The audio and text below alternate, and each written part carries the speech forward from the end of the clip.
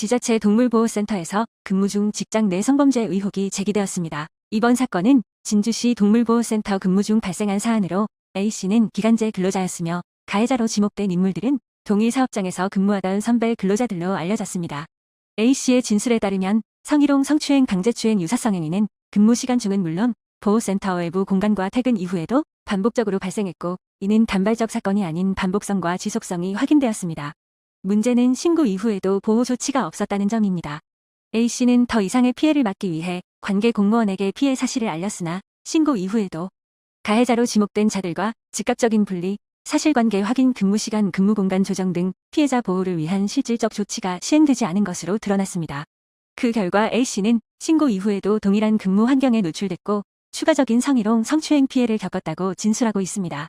이후에도 인사 결과는 A씨는 재계약이 이루어지지 않았고 일부 가해 근로자는 재채용된 것으로 파악되었습니다. 분리조치 해석, 놓고 엇갈린 주장.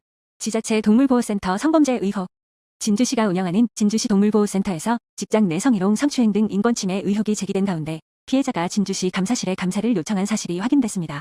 피해자는 신고 이후 행정이 법과 지침에 따라 제대로 작동했는지가 핵심이라며 관리 감독 책임자들이 요구되는 보호 조치를 이행하지 않아 피해가 지속됐다고 판단해 감사 요청을 하게 됐다고 밝혔습니다.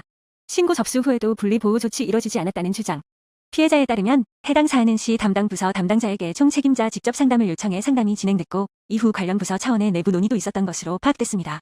그러나 신고 이후에도 가해자와의 분리조치, 근무시간, 근무장소 조정 또는 대기조치, 사실조사 착수 등 즉각적으로 이행돼야 할 조치가 시행되지 않았다는 것이 피해자 측 주장입니다. 이로 인해 피해자는 약 17일간 동일한 근무 환경에서 근무를 지속해야 했으며 보호 조치 없이 추가적인 정신적, 신체적 피해 위험에 놓인 상태였다고 설명했습니다. 피해자는 신고 이후 마지막 면담 시점까지 약 17일간 방치된 데 이어 면담 이후에도 퇴사일인 12월 31일까지 아무런 보호 조치도 받지 못한 채 근무를 마쳤다고 밝혔습니다. 재채용 과정에서 불이익이 있었는지도 감사 대상. 논란은 이후 재계약 재채용 과정으로 이어졌습니다. 피해자는 재채용 과정에서 탈락했으나 가해자로 지목된 인물 중 1위는 재채용된 사실이 확인됐다고 주장했습니다. 피해자는 관련 자격증을 보유하고 있으며 1년 4개월의 근무 경력으로 채용 가산점 요건을 충족했음에도 이러한 요소가 평가에 반영되지 않았다고 설명했습니다. 반면 재채용된 인물은 평소 채용과 관련한 영향력을 시사하는 발언을 반복해왔고 피해자는 이를 위압적인 언행으로 인식했다고 밝혔습니다.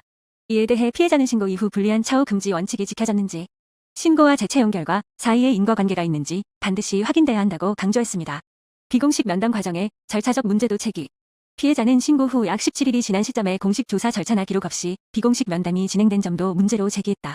이미 재채용 불가가 결정된 이후 근무시간 중 갑작스럽게 차량에 태워 이동한 뒤 사무실에서 면담이 이루어졌고 이후 형사고소 방향과 관련해 회유로 받아들여질 수 있는 연락이 있었다는 주장도 나왔습니다. 또 면담 과정에서 일부 공무원들이 설명을 번복하거나 일관되지 않은 진술을 반복했고 다음에도 다시 이래야 할 것 아니냐는 취지의 발언이 직위에 따른 압박으로 느껴졌다고 피해자는 밝혔습니다. 분리조치 거부 vs 보호 전제 비밀 요청. 이번 사안을 둘러싸고 시의 입장과 피해자 측 주장은 핵심 쟁점마다 엇갈리고 있습니다.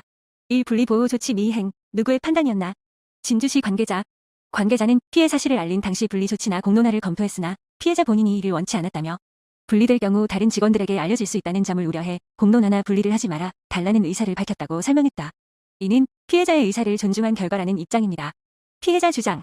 피해자 측은 분리 조치를 원치 않았다는 것은 은폐를 요청한 것이 아니라 보호를 전제로 한 비밀 유지 요청이었다며 그럼에도 대체 보호 조치 없이 신고 이후 퇴사일까지 무조치 상태가 지속됐다고 반박했습니다. 17일 방치와 퇴사일까지의 조치 여부. 진주시 관계자. 관계자는 조치를 하지 않은 것이 아니라 피해자 의사에 따라 분리를 하지 않았다는 취지로 설명하며 현재 시 감사실 감사 일정에 따라 사실관계가 정리될 것이라고 밝혔습니다. 피해자 주장. 피해자는 신고 이후 마지막 면담 시점까지 약 17일간 그리고 면담 이후에도 퇴사일인 12월 31일까지 분리보호조사 등 실질적 조치를 받지 못한 채 근무를 마쳤다고 밝혔습니다. 재채용 결과 공정했나? 진주시 관계자. 관계자는 채용은 서류평가와 면접 점수를 합산해 진행됐으며 특정인을 탈락시키거나 합격시키는 방식의 개입은 없었다고 밝혔습니다. 피해자 주장. 피해자 측은 기초생활수급자로 고용 안정성이 특히 중요한 상황에서 1년 4개월의 근무 경력과 가산점 요건이 평가에 반영되지 않았다며 반면 가해자로 지목된 인물 중 1인이 재채용된 점은 신고 이후 불리한 차후 금지 원칙 위반 여부를 따져봐야 한다고 주장했습니다. 현재 단계, 무엇을 가려야 하나? 진주시 입장. 현재 시 감사실에서 감사를 진행 중이며 결과에 따라 정리될 사안. 피해자 입장. 감사의 핵심은 피해자 의사 해석을 이유로 한 무조치가 정당했는지, 그리고 신고 이후 퇴사일까지 보호체계가 실제로 작동했는지다. 이번 사안은 분리보호 조치의 판단 주체와 의사 해석, 조치의 실질성, 재채용의 공정성을 둘러싸고 양측 입장이 뚜렷이 갈리고 있습니다. 감사 결과에 따라 행정 책임의 범위가 가려질 전망입니다.